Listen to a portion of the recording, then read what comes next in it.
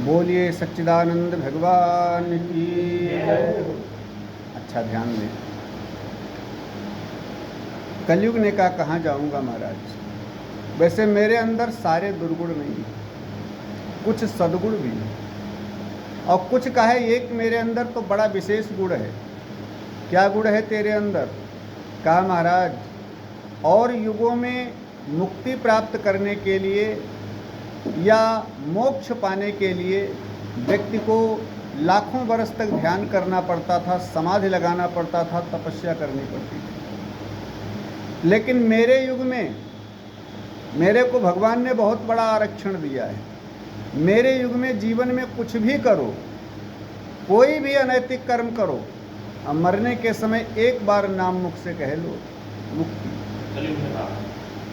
और इसके अलावा मुझे भगवान ने आरक्षण भी दिया है, ज़्यादा से ज़्यादा आरक्षण दिया है। क्या तेरे को आरक्षण दिया है? मेरे को आरक्षण ये दिया है कि मेरे युग में मन से सोचा हुआ पुण्य उसका फल मिल जाता है व्यक्ति को। पुण्य कर्म करने का मन से सोच लो, फल मिल जाता है। लेकिन पाप अगर मन से सोच रहे हो तो मन का सोचा हुआ पाप, इसका फल नहीं मिलेगा। मानस पुण्य होए नहीं पापा, पाप जब करोगे तब उसका फल मिलेगा। और पुण्य कर्म करोगे तो फल तो मिलेगा, लेकिन पुण्य कर्म मन से सोच लो कि उसका फल मिल जाएगा। अब कितना बड़ा आरक्षण है भाई। मन से सोचने में कोई खर्चा तो लगता नहीं। इसलिए कलयुग में कहते हैं मानसिक पूजा का बड़ा विशेष महत्व, क्योंकि कलयुग में लोगों का मन एकाग्र नहीं रहता है। और मानसिक पूजा जब आप करेंगे तो मन एकाग्र करके ही करेंगे। अगर मन भागेगा तो बार बार उसको खींच कर बैठा लेंगे। नेत्र बंद करके आसन लगा करके बैठ जाओ, कामना करो कि हीरों से जड़ा हुआ सोने का रतन जड़ित सिंहासन बड़ा सुंदर बड़ा दिव्य मैंने सामने डाल दिया है, बिछा दिया है, और उसी के ऊपर भगवान की बड़ी सुंदर छवि, उनका श्री विग्रह मैंने स्थापित किया है। और फिर जो कीमती से कीमती व्यंजन हो, क्योंकि मन से ही तो करना है, खर्चा तो कुछ होना नहीं है, जो कीमती से कीमती व्यंजन हो वो भगवान को समर्पित करो बना करके अपने हाथ से। कीमती से कीमती हीरे मोतियों से जड़ी हुई पोशाक पहनाओ भगवान को, बढ़िया हैं, बढ़िया बढ़िया पुष्प चढ़ाओ, जो अद्भुत पुष्प हों, जो न मिलने वाले पुष्प हों। और तुमने देखा है एक बार उसकी कल्पना करके, कामना करके ला करके चढ़ाओ भगवान को, हैं। सुंदर मोतियों का, मणियों का हार भगवान को पहनाओ, दिव्य पूजा करो। इससे क्या होता है? इससे मन एकाग्र होता है। और ये पूजा मन की एकाग्रता में आप एक घंटे ऐसा नियम अगर कर रहे हैं तो 1 घंटे में कम से कम 10 मिनट तुम्हारा मन जरूर एकाग्र होगा। कम से कम 10 मिनट मन जरूर एकाग्र होगा। इसलिए मानसिक पूजा का बड़ा विशेष महत्व है। तो कलयुग कहता है प्रभु मेरे को आरक्षण भगवान ने दिया है, इसलिए इस आरक्षण को किसी युग ने प्राप्त नहीं किया है। हमारे युग में बड़ी आनंद है। कलयुग केवल हरि गुण गाहा और सुमिरि सुमिरि पावहि नर था। केवल भगवान का भजन, भगवान का कीर्तन, भगवान के नाम का कीर्तन, यही मेरे युग में सब प्रकार के फलों को देने वाला है। न कोई तपस्या करनी है, न कोई समाधि लगाना है, न कोई ध्यान लगाना है। इतना विशेष गुण हमारे में। परीक्षित जी ने कहा भाई गुण तो तुम्हारा बड़ा सुंदर है, हम तुम्हारे गुण पर प्रसन्न हैं, इसलिए तुमको 4 स्थान देते हैं, तुमको 4 कमरे देते हैं रहने के लिए। ठीक है महाराज, बताओ कौन कौन से कमरे? तो परीक्षित जी ने कहा द्यूतम पानम स्त्रियः सूना। द्यूतम माने जहाँ जुआ खेला जाता हो, पहला घर। पानम माने सुरापान। स्त्रियाँ माने जहाँ व्यभिचारिणी स्त्रियाँ रहती हैं, वेश्याएँ रहती हैं, वेश्यावृत्ति होती है वहाँ। और चौथा स्थान दिया सूना माने जहाँ जीव हत्या होती है। कलयुग ने कहा महाराज जैसा यात्री वैसा कमरा। जैसे हमको देखा वैसे तुमने रहने का स्थान भी दे दिया है। अरे कोई एक चमाचम बढ़िया चमचमाता हुआ अच्छा सा कमरा दे दो। हाँ, अरे मेरे में एक बढ़िया गुण है तो कोई एक बढ़िया सा कमरा। परीक्षित जी ने कहा अच्छा बोलो कैसा चाहिए कमरा बताओ। तो कलयुग ने कहा प्रभु स्वर्ण में स्थान दे दो। ठीक है दिया। अब परीक्षित जी ने स्वर्ण में स्थान दे दिया। कलयुग चला गया, धर्म भी अंतर्ध्यान हो गया, गाय पृथ्वी में समा गई। परीक्षित जी घर को वापस आए। कुछ दिन के बाद मृगया के लिए वन को गए, आखेट के लिए। वहाँ इनको प्यास लगी। स्वर्ण मुकुट जो परीक्षित ने लगाया है उसमें कलयुग बैठ गया है।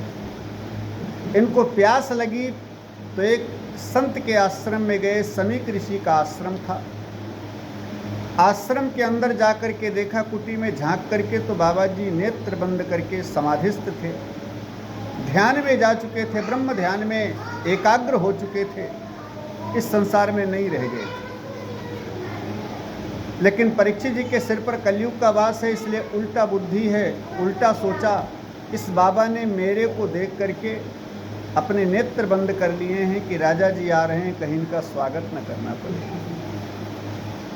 इनको जलपान करवाना न पड़े, इसलिए नेत्र बंद कर लिया है। अब इनकी समाधि झूठी है क्या कि सच्ची है, जरा इसकी परीक्षा तो ले ले। तो परीक्षा लेने के लिए वहीं एक मरा हुआ सर्प पड़ा था। बाण से सर्प को उठाया और गले में लिपेट दिया। थोड़ा इनको शांत कर दिया और गले में लिपेट दिया।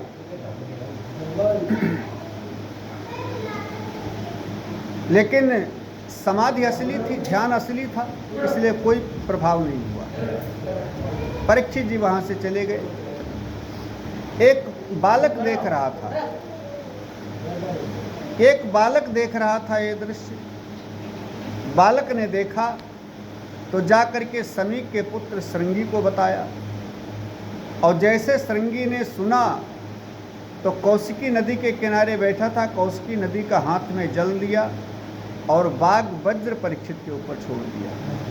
बाणी का वज्र। देखें, परीक्षित के ऊपर 2 बार ब्रह्मास्त्र छोड़ा गया है और दोनों बार भगवान ने ब्रह्मास्त्र से बचाया। दोनों बार ब्रह्मास्त्र से बचाया। एक बार गर्भ के अंदर जाकर के जब अस्त्र का ब्रह्मास्त्र छोड़ा गया तो अस्त्र से रक्षा किया अपनी गदा से, और जब दोबारा बाणी का वज्र छोड़ा उस कुमार श्रृंगी ऋषि ने, इति लंघित मर्यादम, मर्यादा का उल्लंघन किया है तुमने राजा, एक संत का अपमान किया है, इसलिए श्राप देता हूँ, आज के 7वें दिन यही तक्षक जीवित होकर के तुमको काटेगा और तुम मरोगे, तुम्हारी मृत्यु होगी। ये वाणी का वज्र जब छोड़ा तो भगवान सुखदेव जी के रूप में आकर के वाणी के द्वारा ही उस वज्र का निदान किया, उस वज्र को शांत किया। श्राप देकर के श्रृंगी आया पिताजी के पास और जोर जोर से रोने लगा। रोने की आवाज़ सुनकर के समीक की समाधि टूटी। नेत्र खोला, सर्प देखा मरा हुआ, उतार करके दूर फेंक दिया। बेटा तुम क्यों रो रहे हो? सारी बात बताई। और जब समीक ने सुना कि श्राप दे दिया मेरे इस पुत्र ने, तो डांटने लगे, बेटा बहुत गलत किया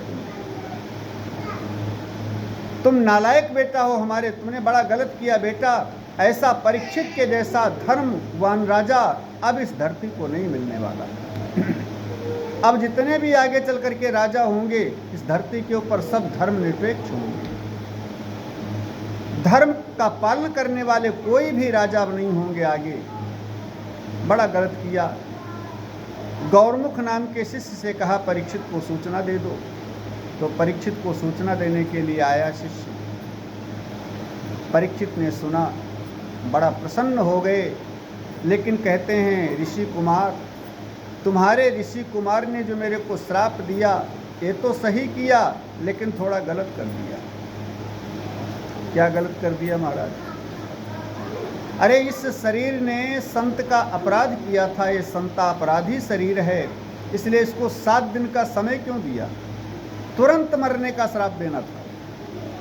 आज ही इसी क्षण तुरंत मेरी मृत्यु हो जाती, ऐसा श्राप देना चाहिए था। 7 दिन के लिए मुझे जीवित क्यों रखा?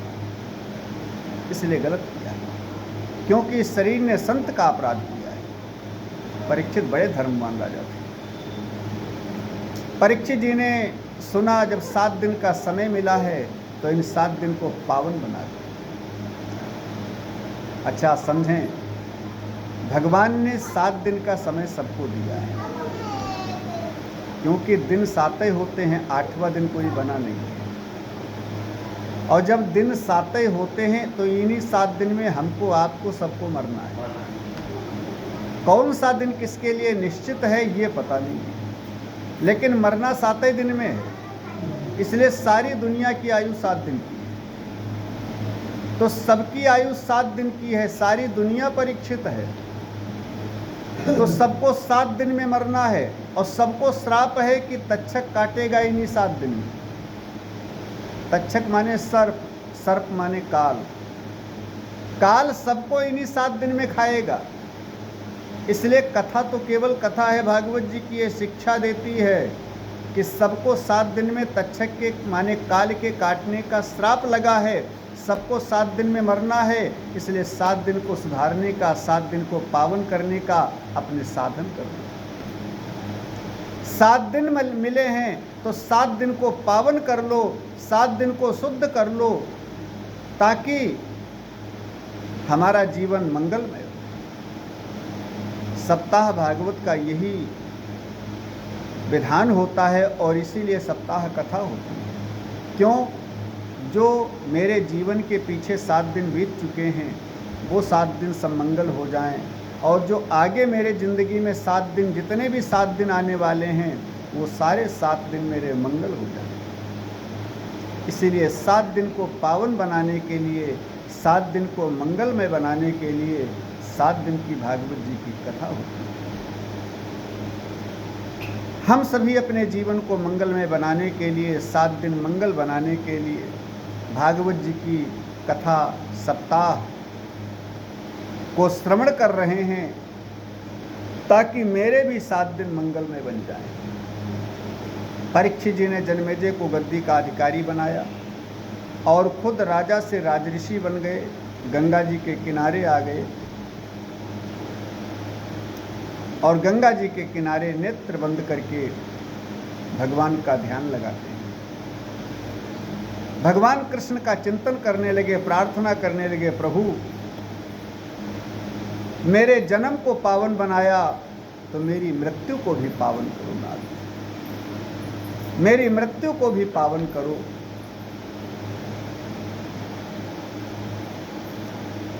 मेरो राधा राधा जी मेरो राधा, मेरो राधा रमण गिरधारी, गिरधारी श्याम बनवारी। मेरो राधा रमण गिरधारी, गिरधारी श्याम बनवारी।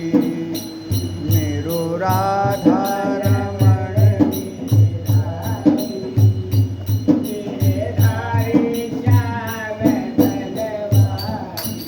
ओ गिरधारी श्याम बनवारी, गिरधारी श्याम बनवारी। हाँ गिरधारी श्याम बनवारी, गिरधारी श्याम बनवारी। ओ राधा रमण गिरधारी, गिरधारी श्याम बनवारी। मेरो राधा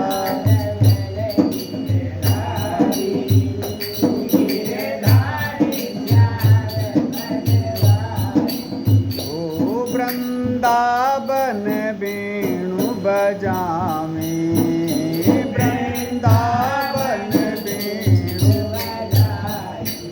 आ सखियन संग रास रचावे, सखियन संग रास रचावे।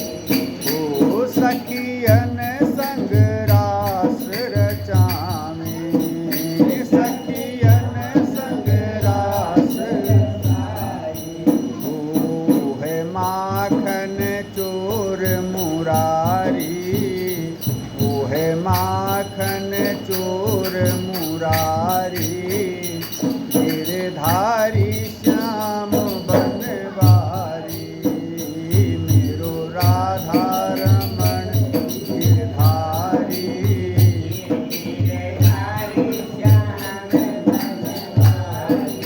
ओ मेरो राधा रमण गिरधारी, गिरधारी श्याम बनवारी, मेरो राधा रमण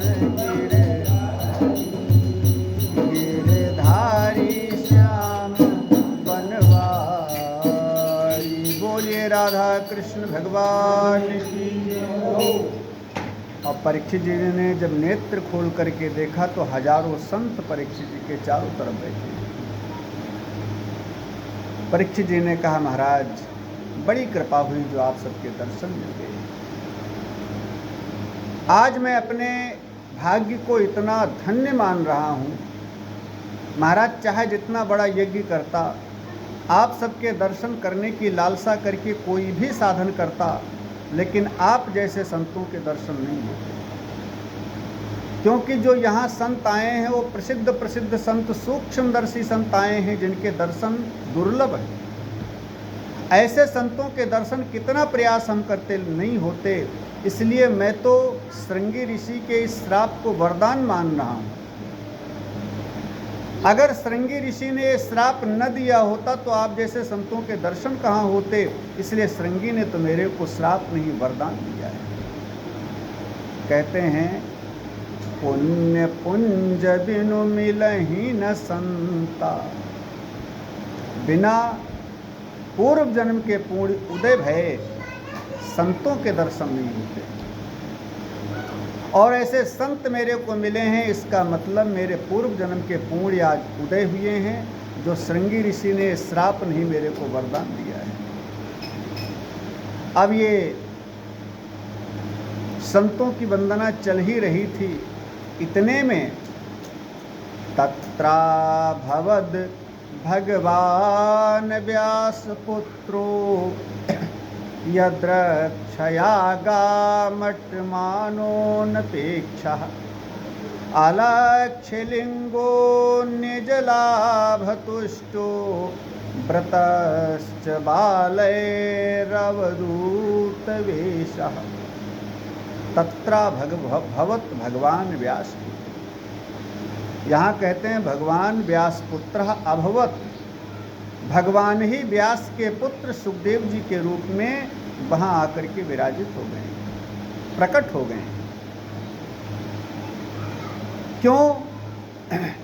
क्योंकि वाणी का वज्र चला है, ये भगवान के द्वारा ही शांत हो सकता है। वाणी का वज्र और किसी के द्वारा संभव नहीं। इसलिए भगवान ही व्यास पुत्र सुखदेव जी के रूप में आकर के प्रकट हो गए। लंबी लंबी भुजाएं हैं जिनके श्याम रंग है, घुंघराले जिनके केस हैं, लेकिन सारे बालों में धूल मिट्टी भरी हुई है, पूरे शरीर में धूल लगी हुई है, कोपीन धारण किए हैं, बाकी पूरा शरीर निर्वस्त्र है, यज्ञोपवीत तक जिनके वस्त्र में नहीं है। निर्ग्रंथा माने गांठ नाम की कोई चीज़ इनके शरीर में है ही नहीं, न तो शिखा की गांठ, न यज्ञोपवीत की गांठ, न कोई वस्त्र की गांठ, जैसे पहना वस्त्र गांठ लगा लिया, कोई भी गांठ नहीं है। और यही नहीं, किसी भी प्रकार की माया की या विषय वासना की इनके अंदर गांठ नहीं है। सारी ग्रंथियों से जो भिन्न है, सारी ग्रंथियों से जो खोले हुए हैं, निर्ग्रंथा, किसी प्रकार के बंधन में नहीं बंधे हैं सुखदेव जी। निजानंद मस्ती में मैं घूमता हूँ, अपने आनंद की मस्ती में हमेशा सुखदेव जी मस्त रहते हैं। ऐसे श्री सुखदेव जी जो भगवान कृष्ण का ही स्वरूप बिल्कुल। भगवान कन्हैया भी थोड़ा धूल में लोट लें, कोपीन वगैरह पहन करके खड़े हो जाएं सुखदेव जी के साथ में, तो ये नहीं पहचान पाएंगे आप कि सुखदेव जी कौन है, कन्हैया जी कौन है। बिल्कुल दोनों एक ही स्वरूप के। सो सुखदेव जी आए, और जब सुखदेव जी को देखा तो सारे संत लोग खड़े होकर के स्वागत करने लगे सुखदेव जी का। और जब बड़े बड़े मूर्धन्य संत खड़े होकर के सुखदेव जी का स्वागत करते हैं, तो परीक्षित जी ने सोचा ये कोई जरूर विशेष महापुरुष हैं, ये कोई परमहंस हैं, इसलिए सुखदेव जी भी खड़े, ये परीक्षित जी भी खड़े होकर के सुखदेव जी का स्वागत करते हैं। उच्चासन के ऊपर बिठाया और फिर सुखदेव जी का वंदन करते हैं। बोलिए सुखदेव जी महाराज की।